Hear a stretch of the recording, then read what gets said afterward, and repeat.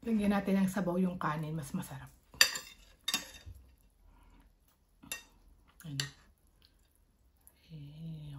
Tatry na natin yan, syempre, sa kanin.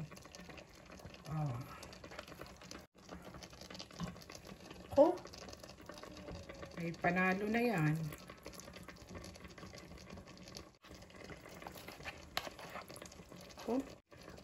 Kain tayo mga ka-Frenny. Good morning mga ka-Frenny! For today's video ay magluluto tayo ng paksiw na pata ng Batangas. Yan, yung walang tuyo.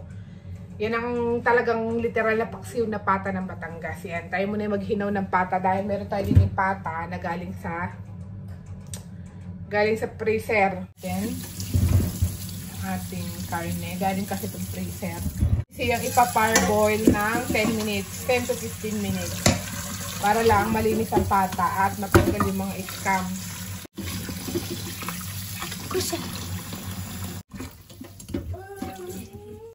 So, ayan mga ka-Frenny, pa-parboil lang natin siya ng 10 to 15 minutes. Para matanggal yung mga scams niya. Scams. Wala itong nilagay na sibuyas bawang na pampalasa. Tubig lang yan. Yan ang ating itatapon. Lilinisin natin ulit.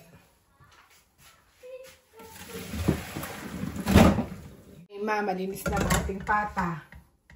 Natanggal na yung mga excessive scams na iyan.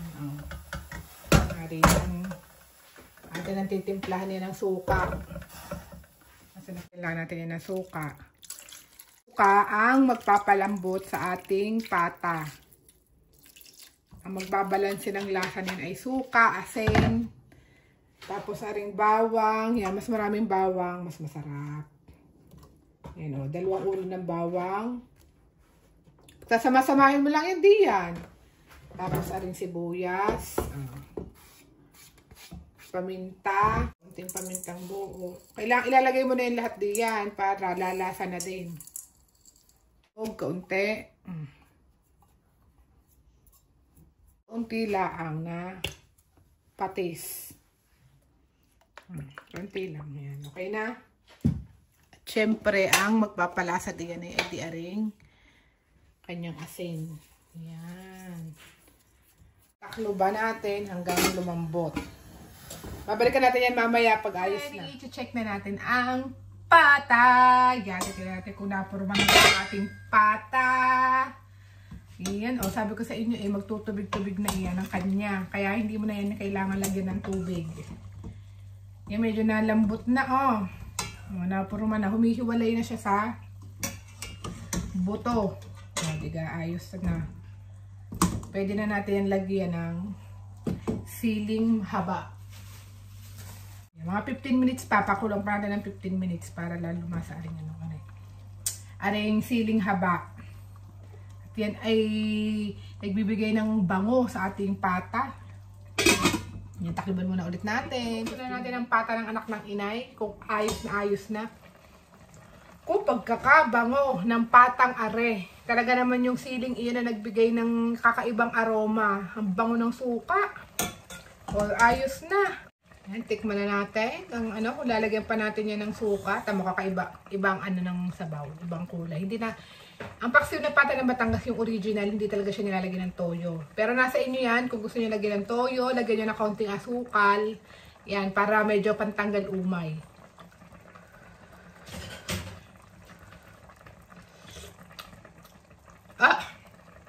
Sarap, naninipa. Ayos. Yan, Ayos na yan. Nyo natin inyo yan kung gusto nyo yung medyo nanlalaban ng pata ay di wag nyo tatagalan ng pagkakaluto, diga. Pero ako kasi gusto ko talaga yung malambot na pata, yung natatanggal sa buto. Ayun gusto ko, ayoko ng matigas. Ayos na ang lasa mga ka-Frenny. Mukbang na rin, kain tayo.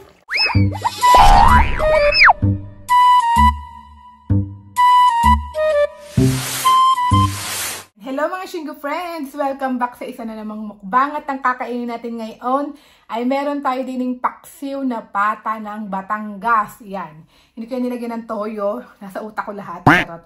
Yan ang ulam na pamana pa ng mga matatanda sa amin sa Batangas. Literal na paksiw na Batangas na walang toyo. Yan.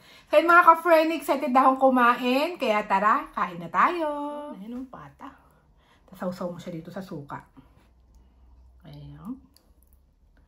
Sarap. Dip, dip, dip. Ang sikreto dito, kailangan marami kayong bawang na ilalagay dito. Pwede mga dalawa ganun.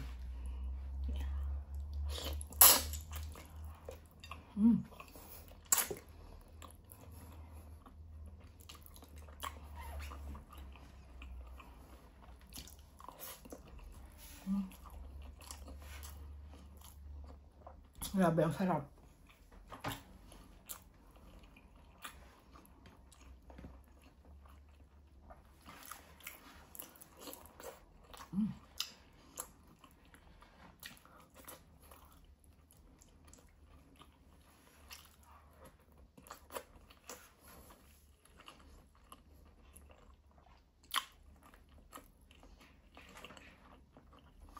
So, ganitong Coke.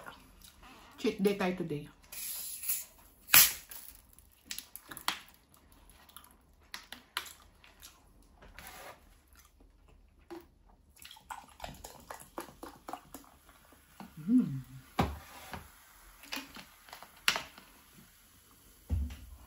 Coke. Cheers.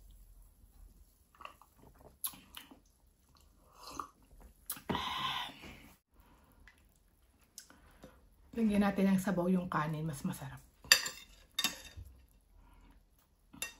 Ayan.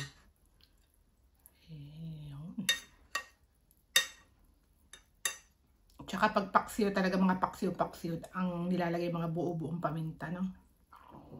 Kasi mas malasa sila eh. Ayan, no?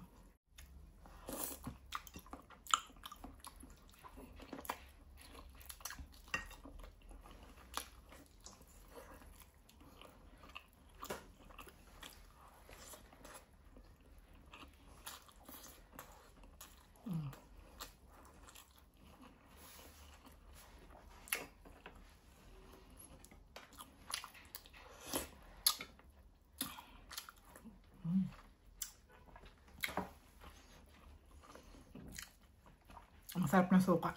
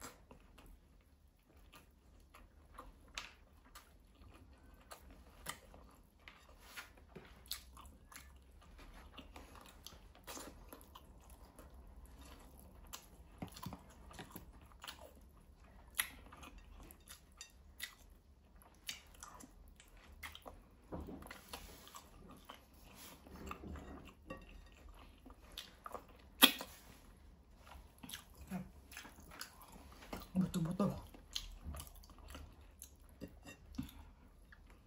Sarap talaga ng pata pag pinalambot ng matagal sa suka. Ayan.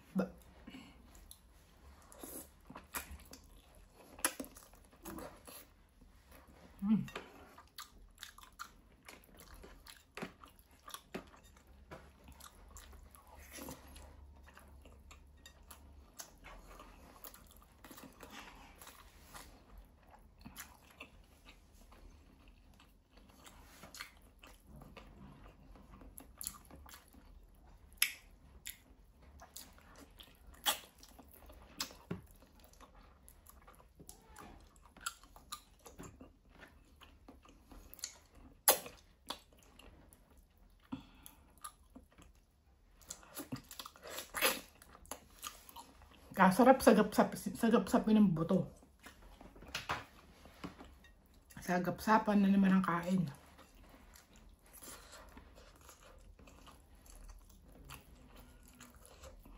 Sarap.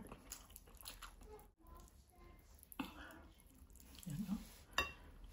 Nahihiwalay na sa buto. Yan, oh.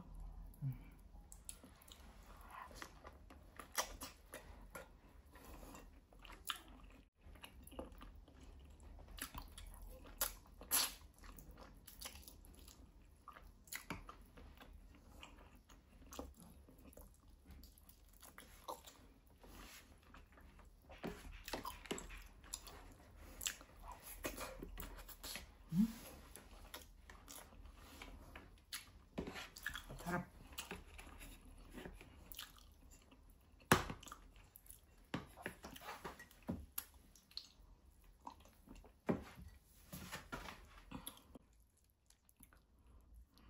Yan din ang sabaw. Yan.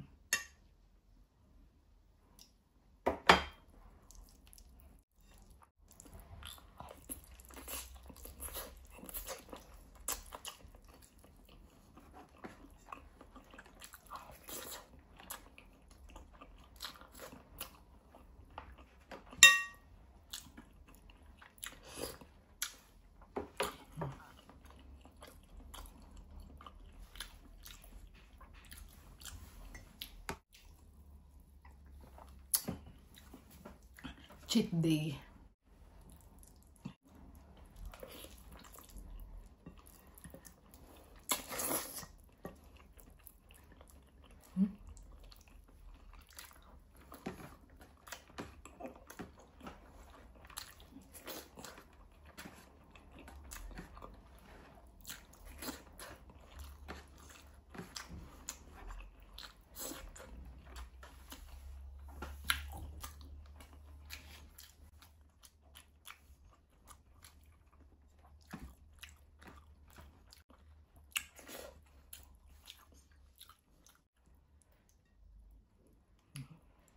Ito ang masarap na part sa pata. Ganito.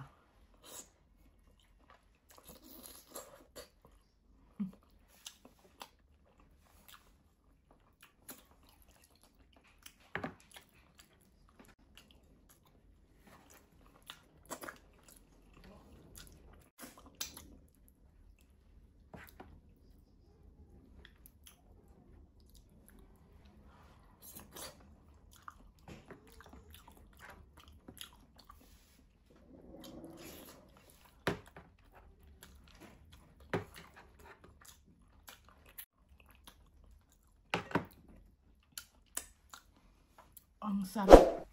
Ay, mga ka-friendly, bundat na ng mga anak ni Nay. Please don't forget to like, share, and subscribe. And see you in the next time. Ciao! God bless!